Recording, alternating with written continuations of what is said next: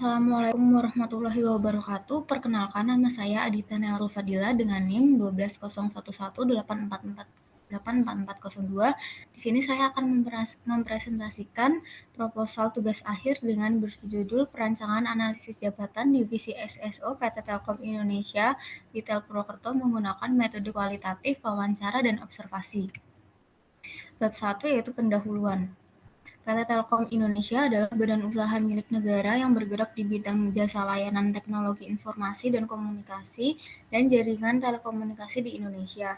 Dalam menjalankan proses bisnis, perusahaan perlu memiliki sumber daya manusia yang berkualitas sehingga dapat membantu perusahaan untuk mengembangkan proses bisnisnya. Sumber daya manusia menjadi salah satu faktor penting dalam sebuah organisasi perusahaan untuk berkembangnya sebuah perusahaan. Sumber daya manusia sebagai unsur yang berperan aktif dalam kegiatan organisasi yang berperan sebagai perencanaan, pelaksanaan, dan penentu terhadap tujuan kegiatan organisasi. Berdasarkan hasil wawancara berkala pada bulan November 2021, PT Telkom Indonesia (Witel) mengalami kendala analisis jabatan. Kendala tersebut disebabkan karena pada 3 tahun terakhir perusahaan melakukan perubahan struktur organisasi, sehingga perusahaan juga perlu memperbarui dokumen analisis jabatan.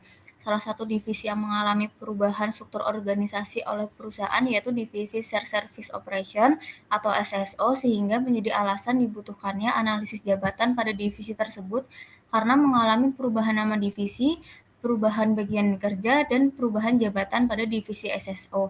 Divisi SSO sebelum terjadi perubahan merupakan divisi HR dan CDC.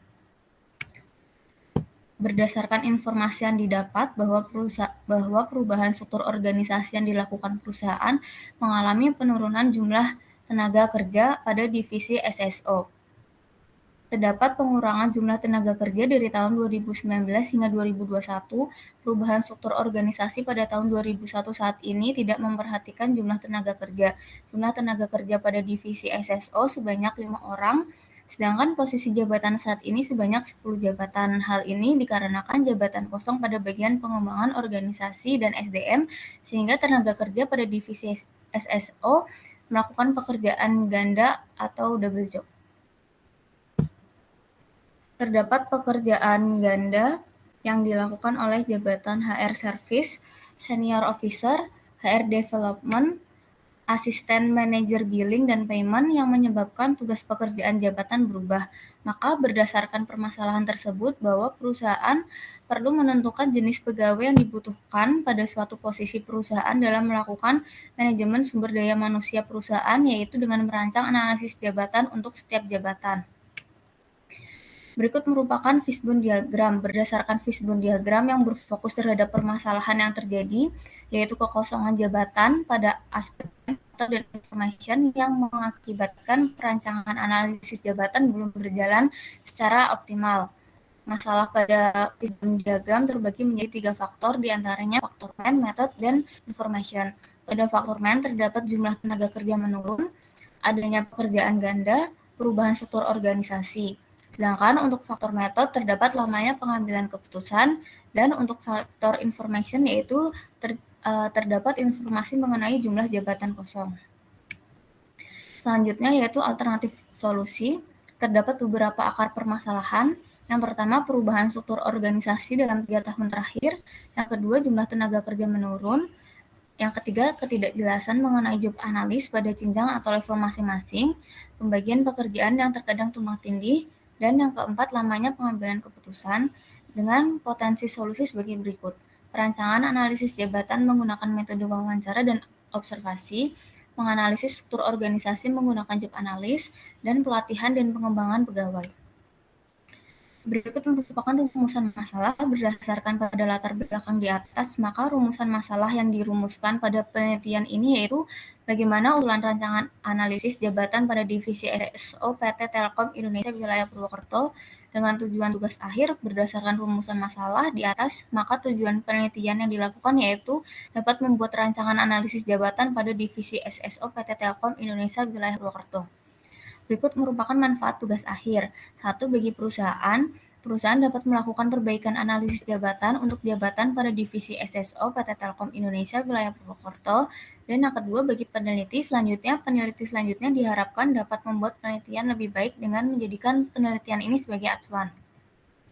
Yang selanjutnya terdapat bab 2, yaitu mengenai landasan teori. Berikut merupakan teori-teori yang diambil dari mata kuliah terdahulu, yaitu terdapat manajemen sumber daya manusia, analisis jabatan, prosedur analisis jabatan, peran analisis jabatan, dan manajemen sumber daya manusia. Selanjutnya terdapat struktur organisasi, unsur-unsur organisasi, pelaksanaan analisis jabatan, dan pengumpulan data. Selanjutnya yaitu pemilihan kerangka standar perancangan. Terdapat kriteria parameter, metode observasi dan AHP dengan penulis Desi Lestari 2019, metode observasi dan wawancara dengan penulis Muhammad Rafli Wibisono, metode kualitatif observasi dan wawancara dengan penulis Nurvia Widianti 2021, dan kerangka yang digunakan metode kualitatif observasi dan wawancara dengan penulis Adita Nalul Fadila 2022. Kemudahan dalam menggunakan metode observasi dan AHP, yaitu metode AHP dapat memecahkan permasalahan yang kompleks melalui pendekatan sistem dan pengintegrasian secara deduktif. Untuk metode observasi dan wawancara dan kualitatif, yaitu kerangka mudah dipahami, informasi yang diperoleh lebih mendalam, peneliti dapat mengembangkan pertanyaan sesuai kondisi terbaru, dapat mencatat secara bersamaan yang terjadi, mengetahui fakta di lapangan, dan memanfaatkan waktu luang. Untuk kerangka yang digunakan, yaitu kerangka membutuhkan informasi yang mendalam untuk menganalisis permasalahan dan membutuhkan kerangka yang mudah dipahami. Selanjutnya, cakupan kerangka untuk metode observasi dan AHP mencakup kelas jabatan, untuk metode kualitatif, observasi dan wawancara mencakup fungsi, tugas-tugas, tanggung jawab, wewenang, kondisi, dan aspek-aspek. Selanjutnya, terdapat informasi mengenai pembagian tugas dan tanggung jawab. Untuk rangka yang digunakan, yaitu usulan metode wawancara, observasi dan kualitatif diharapkan dapat memberikan solusi dari permasalahan yang terjadi, yaitu terjadinya kekosongan jabatan dan pekerjaan ganda. Kerangka perancangan analisis jabatan yang terpilih adalah metode kualitatif, wawancara, dan observasi. Selanjutnya yaitu bab 3, metodologi perancangan. Sistem perancangan, yaitu yang pertama terdapat tahap pendahuluan. Pada tahap ini penulis melakukan analisis identifikasi masalah berdasarkan studi literatur dan studi lapangan. Setelah itu dilakukan penentuan perumusan masalah dan tujuan masalah. Selanjutnya terdapat tahap pengumpulan data. Pada tahap ini penulis melakukan studi lapangan, yaitu observasi dan wawancara, lalu menganalisis struktur organisasi, menyusun dan melaksanakan wawancara. Selanjutnya, tahap pengolahan data. Pada tahap ini dilakukan pengolahan data untuk memperoleh solusi atau usulan penyelesaian permasalahan pada penelitian ini.